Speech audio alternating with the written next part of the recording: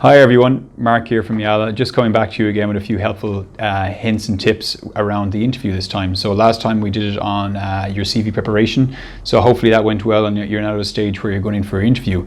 There's definitely things that we see all the time when it comes to interviews over and over, and people make mistakes in the same key areas. So we thought we'd just give a little back and give you a brief description of what to avoid any sort of pitfalls that might happen and come your way. One is being late. I mean, I know that seems like the most obvious. Do the run, do a dry run as we call it, where you kind of maybe go the day before and check how long it takes you to get there, or you're very aware of your route and how you're getting there if you don't have your own transport.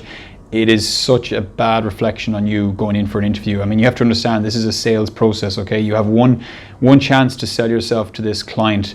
It's sometimes very difficult to come back from being late for an interview, so just make sure that you're there. Try to be there for 15 minutes before your interview. You want to be going into reception and mentioning to the secretary that you are there and you're looking to talk to John or Dave upstairs, for the interview 15 minutes before the interview starts, okay? That's key one. Number two, and I suppose equally as important, is dressing appropriately.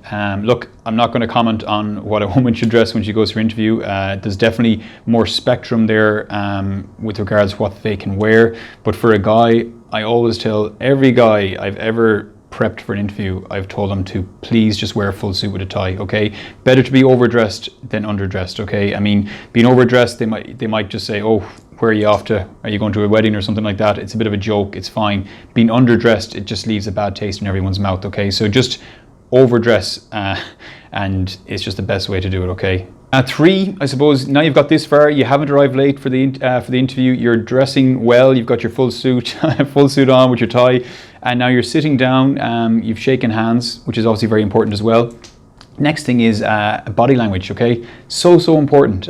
Look, if you're someone who maybe is a bit nervous in interviews and knows that they don't make eye contact, practice beforehand. Talk to someone, go through an interview prep with them, make sure you are doing that.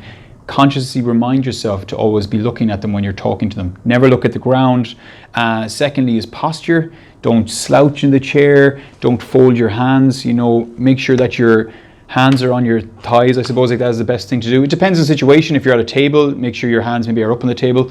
But always make sure your back is straight. Your eye contact is there, and you're smiling as well, that you're happy to be there. Obviously, look, this is a nervous situation, but you've got to remind yourself constantly to do this. The more interviews you do as well, the easier you will find this. But these are very much, I suppose people talk about the first 20 seconds is so impactful when it comes to making friends or meeting someone for the first time. This is so key in the interview. They say they've done studies where people say that they've made a decision within the first 30 seconds of meeting someone, So just be very, very aware of that, okay? Posture, eye contact, very, very important. Four is another small thing that can be done that has a huge impact if it's not done, and that is doing your research on the company, okay? I know, people get carried away sometimes and they're preparing themselves for the interview and they forget to do the research. And I don't mean just looking up their website and maybe looking at a few of their mission statement and their values of the company, which is also important. Sometimes it depends really on who's interviewing you. I find that if you're interviewed by someone from HR for a technical role and there's also the technical person in the room, the HR person might ask those questions because they're the standard set questions. But if you're meeting someone for a technical conversation, whether it be engineering or pharmaceutical or construction, which is what we do, normally they don't care about that. But you know what, if they do ask and you don't know, that's not a position you want to be in. The best thing I always tell people is go on Google News, type in the company name, Ireland, and see what kind of news articles are coming through, okay? That'll show you things like for expansion, for new projects, for maybe awards that they won and all that. That'll all come up. Have a quick read. Take no more than half an hour though, okay? You just want a few, maybe 5 points to have. And five, I suppose, and especially in today's marketplace, guys, this is really, really important. We are what we call in a passive marketplace where everyone has jobs now, mostly, everyone is kind of happy in their role as well. So for us in recruitment, it's a good time, I guess, because it means that clients have a difficult time finding talent. So we have to go out of the way and try and sell someone a job who's already happy in their job and get them to come in for our position, okay? Now the thing about that is that you might be going forward for an interview for a job you didn't know existed a week before that. Don't forget about the fact though that company still wants to be patted on the head and they want to be told that you were still always interested in this position and you were always interested in this company, okay? You're not lying, but you're just saying that you're aware that they exist and you were just looking for an opportunity to get in. And then obviously when you were approached by Yala, hopefully, you can let them know this is everything I always wanted to do and I always wanted to get into this company, You have to do that.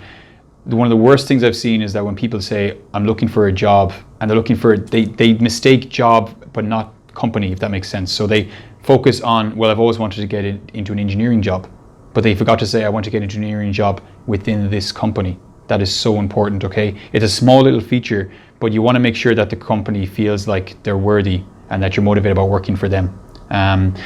So that's everything, guys. That's just 5 quick tips when it comes to interviews. Again, they're not the top 5. They're just 5 that I think are very, very important. There's a lot more out there.